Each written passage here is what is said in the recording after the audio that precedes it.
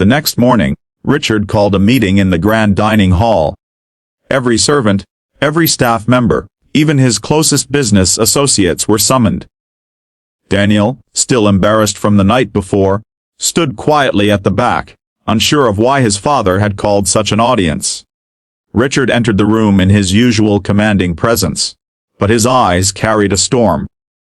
He looked at Daniel, then at the staff, and finally spoke in a voice that shook the hall. "Last night, I saw something that shattered me as a father. My son, was treated like a servant in his own home. And the most tragic part is that I, Richard de Vierox, am to blame." Gasps rippled through the room. The butler who had shoved Daniel turned pale. Richard continued, his voice firm yet raw with emotion. "What use is my empire if my own blood feels unwanted? What use is wealth if it builds walls instead of bonds? From this day forward, everything changes. This mansion, this staff, even this business. None of it matters unless my son stands at the heart of it." Then came the shocking twist. Richard did what no one expected. He stripped away the layers of his wealth for Daniel's sake. Within a week, he sent half the household staff away. Not out of cruelty, but because he wanted Daniel to learn what it meant to build a life with his father, not just live inside cold luxury. He canceled trips, turned down board meetings, and started driving Daniel to school himself. At first, Daniel resisted, confused by the sudden shift.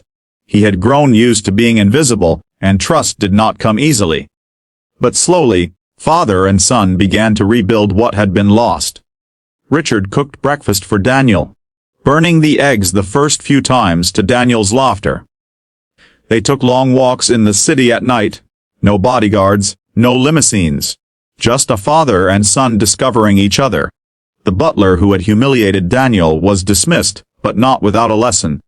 Richard gave him a severance package, saying, "No wealth justifies cruelty.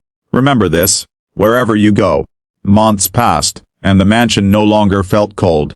For the first time, laughter echoed in its halls, not from grand parties, but from the quiet joy of a father and son sharing moments that no money could buy.